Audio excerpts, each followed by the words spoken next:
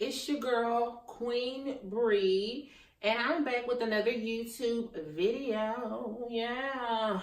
This video is kind of a more serious video. I definitely wanted to address this issue early on before my YouTube really just start popping, so you'll kind of know and understand my dialect.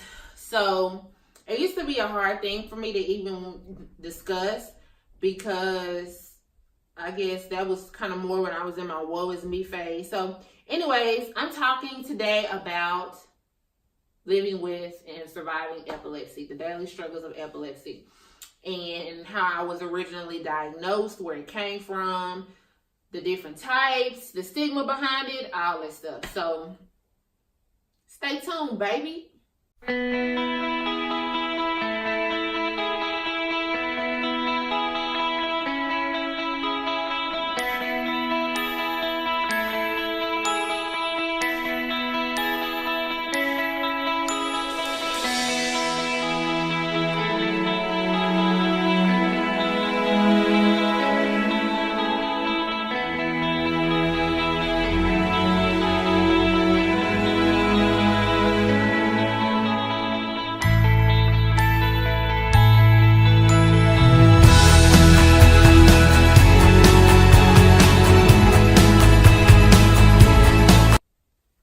Okay, so I personally let me first start out by saying epilepsy, the epilepsy that I was diagnosed with was not hereditary. It was not genetic. My dad nor my mom have or were diagnosed with epilepsy. I am the only one, unfortunately. But I am still believing God for my healing. The word of God says, by his stripes we are healed. And I believe and I'm waiting on my healing from God. I know he's able to do it, and I know that he will do it as long as I keep my mind stayed on him and stay faithful to the word of God and stay faithful to him. He can do anything. So moving right along. But I was diagnosed in 2002. I was 15 years old, and I was diagnosed with 2 different forms of epilepsy. Now, initially what happened was I actually probably had it when I was around like in the 7th grade, because I used to like pass out, but I didn't know what it was. And as a child, I would just be like, I don't know what that was. And I just get up and keep doing whatever I was doing until one day I passed out and I didn't get back up. And that day, my mom took me to the emergency room. I got an EKG, anything that could be done in your brain, a CAT scan, an MRI, all types of things, just to try to figure out what there was and to see if there was any neurological damage, which unfortunately there did happen to be some. And I was diagnosed with 2 different forms of epilepsy. One affects your speech, my speech, and the other one was I would just be out like a light. I would just be out. So back then they were called petit mal and grand mal seizures. Not grantee, not granny, not grandma. Grand mal seizures. Now, 2019, they're called tonic-clonic, took the place of grand mal seizures, and myoclonic took the place of petit mal seizures. Now, petit mal seizures or myoclonic seizures can last from a minute or seconds to a minute. Grand mal or now tonic-clonic seizures can last from, minutes to hours. How was I originally diagnosed with epilepsy? Well, coming from a private school, I used to go to a private school, LMCA, whoop whoop, in Dallas, Texas, and I was like born and raised in the church. My mom, my dad, like I was in my mama's womb in the church. We go to church, Tuesday night, Thursday night, Saturday night, Sunday morning, Sunday night. So all I knew was the church, work grace every day, all that. So when my mom and my dad divorced, we had to go to public school, which I was not prepared for, like, at all. It was a totally different world. Like, it was a shell shock kind of situation for me. I felt like a fish out of water. My mom, my parents did not prepare me for what I was going to have to endure in public school, going to public school.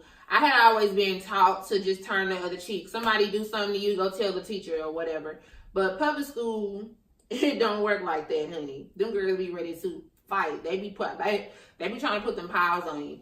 So, and I wasn't really prepared for that. So I got into an altercation in the 7th grade. This is where it came from. It really wasn't an altercation because I didn't even know what was going on. I didn't know what happened. I didn't know what the problem was. Like, I didn't know what was going on. So I got off the bus one day and this chick walked up to me. This chick and her sister, her older sister, I was in the 7th grade. She was in the 7th grade. Her sister was in the 8th grade. Walked up to me and like pushed me. So at this point, I'm like, still like this little church girl, wore skirts every day. You know what I'm saying? I was like, and everybody's in the courtyard in the morning before the bell rings. So I'm like, I'm not finna be like no punk and just like not push her back. Even though I didn't know what was about to happen. I didn't know what was going on. I just knew that everybody was looking at me and this girl punched me. So in an attempt to push her back, they had like these little pothole thingies in the ground or whatever. That they weren't like potholes, but they were like, they housed like soil and like dirt or whatever. Shrubbery, I don't know. Anyways, in an attempt to go back at her, I didn't make it. So, anyways, make a long story short, the girl kicked me in my head. I don't know, I think her sister did too, several times. And that's initially how I got the diagnosis of epilepsy. Epilepsy does not have to be genetic. It does not have to be genetic. It does not have to be hereditary. It can actually come from trauma. And because this girl kicked me in my head so many times and stomped my face, and of course, like, I didn't know to block, I didn't know to defend, like, I didn't know anything, y'all. I was so petrified. I didn't know. So, that's really how it started. I had to get all these tests done, and tests ran out. Like I said, I initially started having seizures way before 2002, but I just didn't know what it was, and I didn't tell my mom until later on, until I didn't really tell her. She found me on the floor, like passed out. And then after they ran the test, they found out and diagnosed me with epilepsy. So fast forward, 2002, they put me on all this medication, and they were trying to figure out like the proper levels and dosage of strength of the medication. I started out by taking a medication called Depakote, which is, I ain't gonna lie, it did make me thick. It made me thick because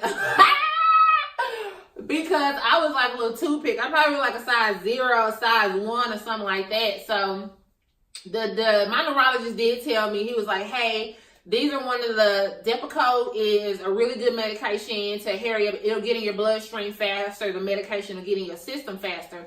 But we're going to have to wean you off of it immediately because it does cause weight gain. I went from like a size, y'all, from like a size, like I said, 0, 1, maybe 3 to like a size 14, baby. I was dumping. You know what I'm saying? I was dragging away. You know So that was like a plus to me because I didn't like being called skinny. You know, I wanted to be a little thick a little bit. You know what I'm saying? So I started taking that medication, and then fast forward maybe like a year or two, they were still like playing with the levels of the medication, and they were just getting it all wrong. And I was having seizures like every day. It seemed like I couldn't. I almost didn't graduate high school because I spent so much time in the emergency room. Like the ambulance and the paramedics and stuff was at my school. Like it seemed like every single day. Shout out to Duncanville High School. That's where I graduated from. So yeah, it was pretty difficult. To this day, I don't have grand mal seizures or the tonic-clonic seizures where I pass out and I just am incoherent and don't remember anything. But it does still affect my speech.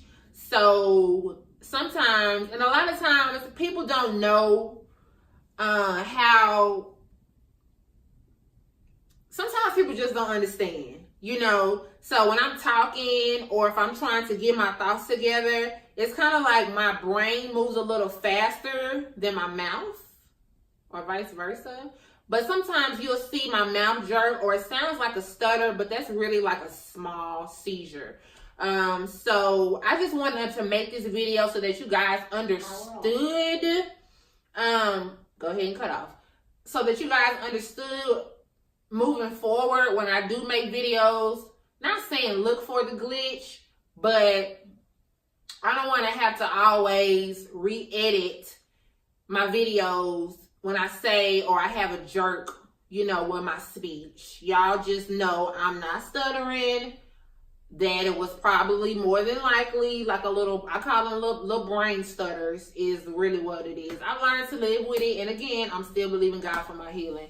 I'll make another video later on down the line just to kind of speak on it more in depth, about the stigma with Black people, our community, colored people, with the disorder or the disease, and just some of the daily struggles and the daily battles, you know, that I've had to go through and still go through. So, but I just wanted to give y'all a little insight. Till next time, keep me in your prayers. Woosah.